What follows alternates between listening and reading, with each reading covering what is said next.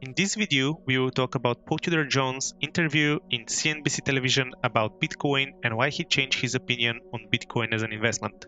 Don't forget to stick around till the end of the video, where I will share easy but very successful strategy with which you could have made millions investing in Bitcoin. Hi there, it's your daily trading coach, the channel that will help you improve your trading skills and skyrocket your returns. Recently, Paul Tudor Jones changed his opinion about Bitcoin, even though he was really skeptical about it. Now he sees Bitcoin in a new light, one as a great opportunity for the traders, an instrument with such a potential that probably we will never see again in our lifetime. But let's see who is Paul Tudor Jones and why his statement is so crucial for Bitcoin in general. Paul Tudor Jones is one of the most famous traders and hedge fund managers of all time, with astonishing net worth of $5.3 billion.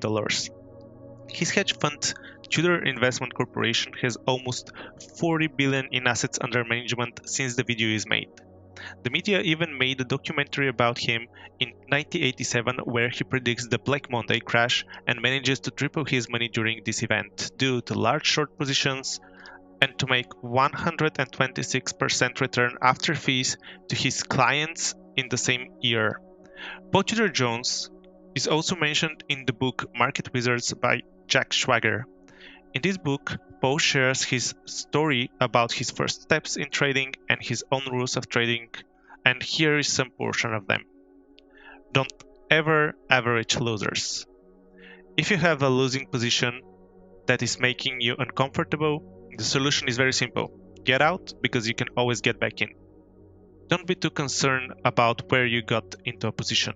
The only relevant question is whether you are bullish or bearish on the position that day. The most important rule of trading is to play great defense, not great offense. Every day I assume every position I have is wrong. Don't be a hero, don't have an ego, and always question yourself.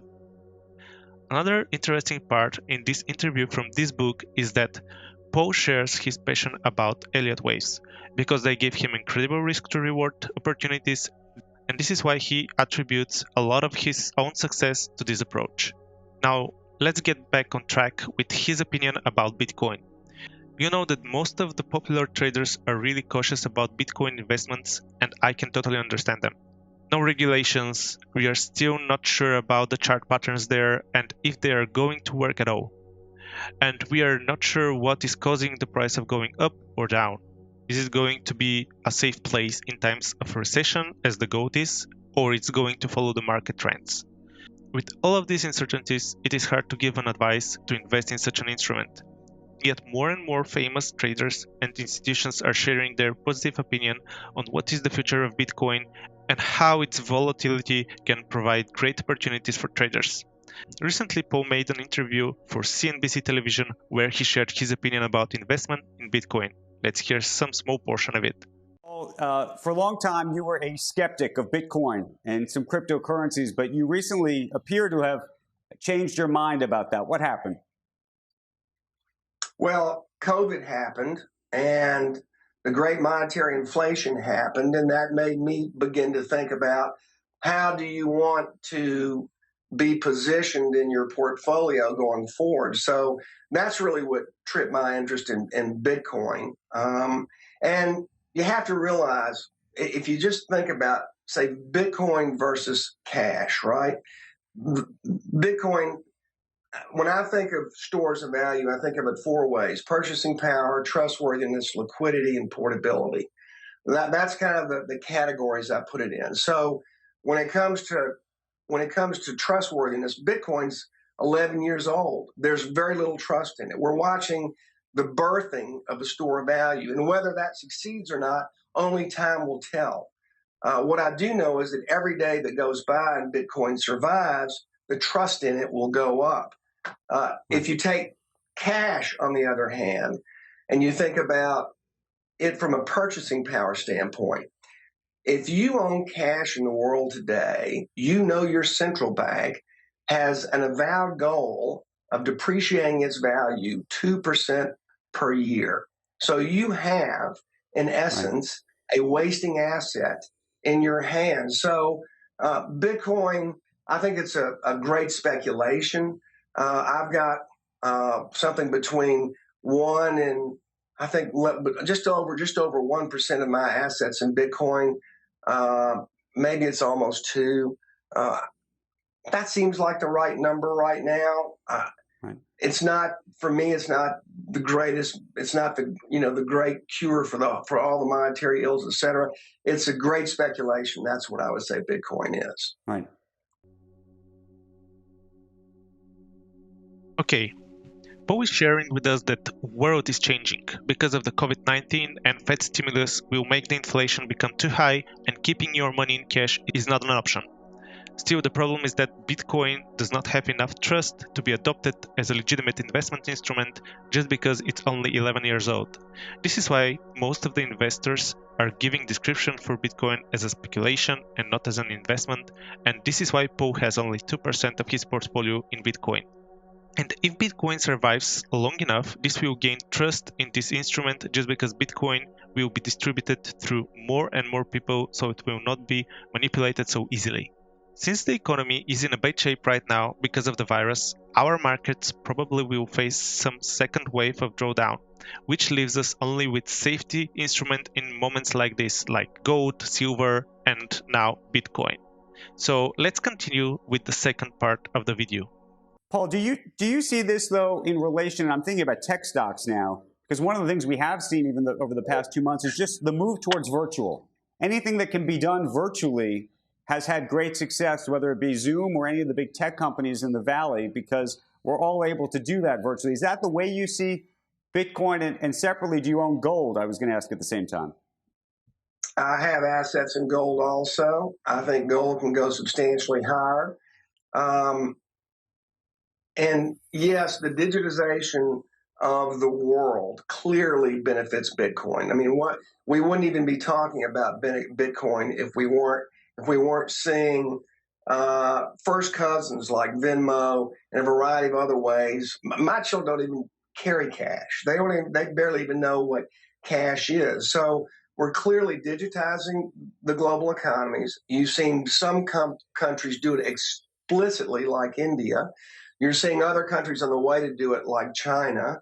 So we're getting in an increasingly digitized world, and Bitcoin will be that much more accessible by that universe of people that could own it as a store of value. When you think about every bull market, every single bull market has one common thread, an ever-expanding universe of people who own it.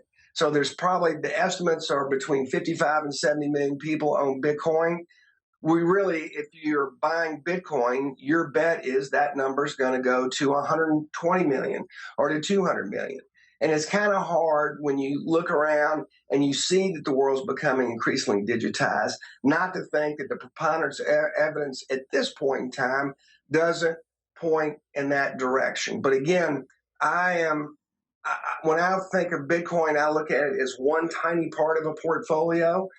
It may end up being the best performer of all of them. I kind of think it might be, but I'm very conservative. I'm going to keep a tiny percent of my assets in it, and that's it. It has not stood the test of time, for instance, the way that gold has, which has been a store of value for 2,500 years. As we said, the world is changing. What was working before could not work in the future. Most of the young generation will be unfamiliar with what cash is. This is a time and place for Bitcoin to shine.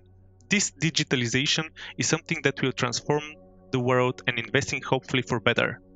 All of the countries are not sure what to do right now with Bitcoin, but they are working on regulations so that they can be ahead when the digitalization is here. Again, it's too early to know what will happen, but still it's a good idea to know when it's happening so that when the time is right, you are prepared. This is why Poe has only 2% of his portfolio in Bitcoin, because he is not sure what will happen in future, but he wants to be prepared when the time is right and to not miss this opportunity. In the end, let me share with you a simple strategy made and backtested by Joey Marwood. He backtested moving average strategy on the Bitcoin field, and what the results showed are astonishing. If you have started trading with this strategy from 2010 with capital of $5,000, you could have turned them into 300 million with something simple as buying when the moving averages cross and sell on vice versa. Actually, this is a little bit less than what you could have earned if you bought and held Bitcoin for this period, but with this strategy, you would have escaped the brutal drawdowns. Also, with this strategy, you would have only single year in a loss with drawdown of 23%. In conclusion about this strategy, Joe Marwood shares trend following strategies work well for new and inefficient markets that exhibit speculative price trends, whereas in more developed markets, mean reversion strategies tend to prevail. Something that I forgot to mention is that Paul Tudor Jones is actually a big fan of turtle traders, and they are the one that actually motivated him to start trading in first place. If you don't know who turtle traders are, I will make another video for them with a little deeper explanation. So this is it for now, guys. Hopefully you have enjoyed this video. If so, please like, comment, and subscribe. See you next time. Bye.